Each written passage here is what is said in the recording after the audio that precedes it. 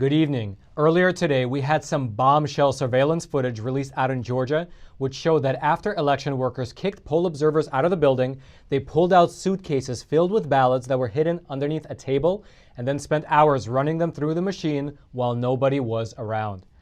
Now, if that's not a smoking gun, I don't know what is. This is your 2020 election update, and I'm your host, Roman from the Epoch Times. Now let's go through this footage together. So to start with, this footage is from the State Farm Arena in Atlanta. According to witness testimony, this area that we're looking at now is where absentee and military ballots were being tabulated on election night. So we're looking here at about 10 o'clock at night, and as you can see, poll workers are tabulating the votes, and Republican poll observers and the press are standing over there in the corner of the room. Now, according to witness testimony, a lady with blonde braids came out at about this time, and she told everybody that they are going to stop counting, and she also told everyone to leave and to go home. And as you can see, that's exactly what happens. Everybody clears out, including the Republican poll observers and the press. They all leave the room. But 4 people stay behind and keep counting and tabulating well into the night, from basically 10:30 when everybody leaves until 1 a.m. in the morning. And these people are unobserved, unsupervised, and not in public view as required by Georgia state law. And notice who is actually left behind, by the way. There is that lady in purple, there are 2 women in yellow in the back sitting over by the scanners, and then the lady with the blonde braids, the one that told everybody to leave, she also stays behind. So what we're seeing here is that those 2 ladies in yellow, they're just sitting still over there, they're not doing anything, because after all, they said that they're going to stop counting. And they are going to wait until all of the witnesses over in that roped off area, the press and the observers, until they leave the room. And after that happens, after everybody's cleared out, then you'll see them start counting again and scanning ballots. Now, what we're about to see here is that at about 11 o'clock at night, when everybody is already gone, they are going to pull suitcases filled with ballots out from underneath a table. This table, the one with the black tablecloth over it, was placed in that room at about 8:22 a.m. in the morning. And it was put there by the same woman with the blonde braids that told everybody to leave. So now think about that. The same person that stayed behind, the same person that cleared the place out of any observers under the pretense that they were going to stop counting, is the same person that put that table there. And as you can see, they are just pulling suitcase after suitcase out from under it. In total, we counted 4 suitcases coming out from underneath that table. So what are those ballots doing there separate from all the other ballots? And why are they being counted only when the place is cleared out from any observers? So according to the testimony that was given in the Georgia election fraud hearing, the machines that they're using can process about 3,000 ballots an hour. And in that room, you have multiple machines, and they're there for 2 hours. So that could be 18,000 ballots which went through, which is pretty much the margin between Joe Biden and President Trump in Georgia. Think about that. Now, this footage was only released about an hour ago at the time of this filming, and we haven't had time to really cull through it yet in detail, so stay tuned for a lot more developments to come. I'm going to throw the link to the full footage in the description box below this video for you to check out for yourself, and I would highly, highly recommend that you do. Now, when I interviewed Trump supporters in Washington, D.C., this is exactly the problem that they had with the potential recounts in Georgia and across the other states. Because if we're just going to recount these potentially fraudulent types of ballots twice, what's the point of a recount? The question is, where did these ballots come from? That's the real question that needs answering. But let's talk a little bit about Georgia's second recount, the one that was requested by the Trump campaign. It was supposed to be finished by last night. However, according to the Secretary of State, Fulton County, which is the most populous county in Georgia, is dragging their feet. And thus far, we haven't heard of any definitive conclusions to the recount. However, yesterday, our investigative journalist who is on the ground in Fulton County, he witnessed something really odd. Boxes of ballots marked official absentee were picked up from the Secretary of State's warehouse by a UPS truck. He caught it all on video. He tried to question the UPS driver about where these boxes of ballots were headed and whether this was standard procedure. And this is where it started to get very interesting, because Georgia Secretary of State employees began to use cardboard to block the view of the loading dock. So our reporter, he had to whip out his 7-foot monopod to film from the top. It was like a game of cat and mouse. And what he saw was that the driver was loading in dozens of boxes of ballots without scanning them. Which is weird, because if you don't scan these boxes, how can you establish proper chain of custody, right? So because the driver wouldn't tell him where these ballots were headed to, our reporter decided to follow the truck. And he followed it until the driver stopped to get lunch. And here's a photo of the truck with the ballots in the restaurant parking lot, unattended. Although to be fair, the door to the back area is probably locked. Now here, the driver finally told our reporter that the boxes are going to wherever the labels are addressed to.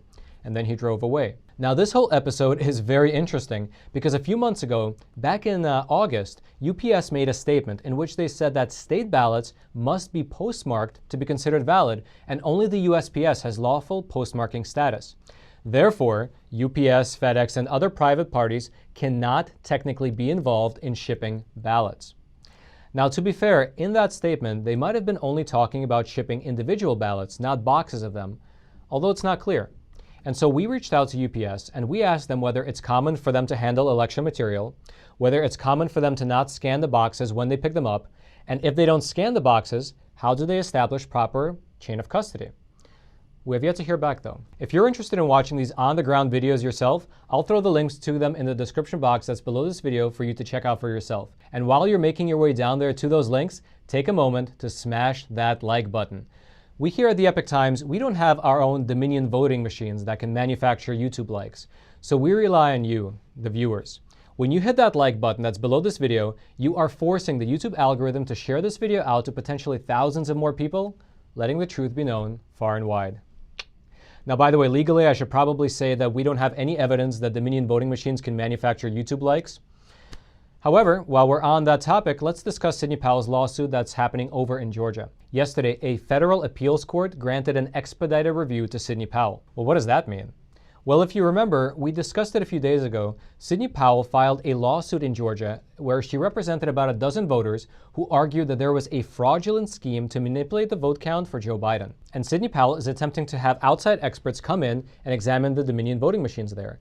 Georgia's election officials, on the other hand, are trying to prevent that from happening. Now, if you want to go deeper into that story, I'm going to put the link to that earlier episode in the top right corner right here for you to check out. Now, over the weekend, the judge that's presiding over Sidney Powell's case, he blocked election officials from wiping clean the Dominion voting machines in 3 Georgia counties. However, that's nice, but Georgia actually has 159 counties in total.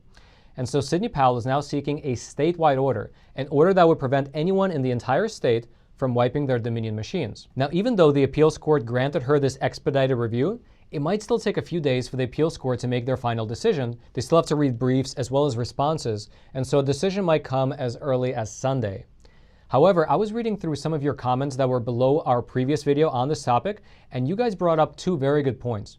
The first one is, haven't these machines already been wiped? Because from what I've read, they were actually scheduled to be wiped on November the 30th, which was a few days ago. But perhaps they haven't been yet, because otherwise the case would be moot, right? And then the second point you guys brought up in the comments, which I actually really agree with, is that even if these machines haven't been wiped yet, doesn't this delay in the courts present a perfect opportunity to wipe them clean before any new restraining order comes into effect? Because, I mean, just think about it. If you committed some sort of fraud using these machines, and now you're watching the courts with their slow processes make their way towards you, I can't imagine that the person is just sitting there and not wiping the machines, right, while they still have the chance. So regardless, we'll keep you abreast of any developments as they're coming about in Georgia, and I'll throw the links in the description box below this video about this expedited lawsuit. Now, let's move over to Nevada. 3% of Nevada's mail-in ballots are now in question after a survey found evidence of fraud. What fraud? Well, an audit of 1,440 Nevada mail-in ballots suggests this. 2% of the ballots were cast on behalf of voters who never received a ballot in the mail, and another 1% of mail-in ballots were cast on behalf of voters who said that they did not vote at all. Now, this audit was conducted by a group called the Bayslice and Associates, and it was done on behalf of the legal team representing President Trump. And what they did was that they literally picked up the phone and called the voters who were identified on the mail-in ballots. And that's what they found, that 3% of these mail-in voters either didn't actually vote themselves or they never actually received a ballot in the mail. Now, later today, in a court in Nevada, the Trump legal team will, for the first time, present evidence before a judge in their election lawsuit there. So we'll have to wait and see what comes of it, and we'll let you know by tomorrow. If you'd like to read more about this audit that was conducted in Nevada, we'll throw the link to the article about it in the description box that's below this video. Now let's move over to Arizona. Sidney Powell, who seems to be doing all of the heavy lifting across the entire United States, she filed a 53-page lawsuit in federal court yesterday, alleging that at least 400,000 illegal ballots were counted in Arizona's election, and that Dominion voting system software created security risks and statistical anomalies in the election results. The lawsuit alleges that certain schemes resulted in the unlawful counting of hundreds of thousands of illegal, ineligible, duplicate, or purely fictitious ballots in the state of Arizona. It goes on to say that these collectively add up to multiples of Biden's purported lead in the state. And for your reference, Joe Biden's currently reported lead over President Trump in Arizona is about 10,000 votes. Now, among other things, this lawsuit also alleges that Dominion voting systems violated election laws by having their machines connected to the internet during the election, and which supposedly happened not only in Arizona, but across the entire U.S. Now, this case will, of course, take time to go through the courts, and we'll keep you abreast of any developments as they're happening. If you want to read more about this case, or if you would like to dive into the 53-page lawsuit and go through all of the evidence yourself, we'll throw the links in the description box below this video for you to check out for yourself. Now let's head on over to Wisconsin. Late yesterday evening, President Trump filed a lawsuit against election officials and leaders in Wisconsin. The lawsuit alleges that unlawful and unconstitutional acts were committed by the Wisconsin Elections Commission, the mayors of several large cities, the Secretary of State, as well as the governor. What specific unlawful acts are they referring to? Well, they cite an apparently coordinated effort to push a new form of balloting upon Wisconsin voters. The lawsuit says that regarding the unmanned ballot drop boxes that were spread out throughout Wisconsin, there was no public oversight and accountability protections, such as the opportunity for public watchers. There was no notice to the public regarding how the programs were administered, and there was no uniform chain of custody standards for the ballots. Now, regarding the chain of custody standards, that seems to be a repeating theme throughout these states. Who knows, maybe Wisconsin also had UPS drivers carting boxes of ballots around the state without scanning them. The lawsuit also alleged that election workers in the 5 Wisconsin cities that are mentioned in the lawsuit engaged in the prohibited practice of ballot tampering by manipulating absentee ballot envelope certifications, which is a violation of state law. If you'd like to read more about the details of these unmanned ballot drop boxes, as well as the other allegations in Wisconsin, we'll throw the links in the description box below this video for you to check out for yourself. Now, lastly, we recently had one of our Epoch Times subscribers send us a beautiful testimonial letter. It almost moved me to tears. And what we did was that we took that letter and we turned it into a short, high-quality commercial, and I'd love for you to see it. So, if you haven't already, hit that like button for the YouTube algorithm, subscribe to the channel so you can get this honest news content delivered directly to your YouTube feed. Stay informed, stay free, and enjoy this short video. I was asking God through prayer, seeking a good news source. I believe he showed me the Epoch Times. I deliver the mail and came across an issue. The front page intrigued me and I subscribed. Now I cut out articles and give them to friends and family. I leave old issues at the library and around my community. We read it to our kids and love the positive messages in each article. So why do I think everyone should read the Epoch Times? Because they're bringing back traditional values to this great country.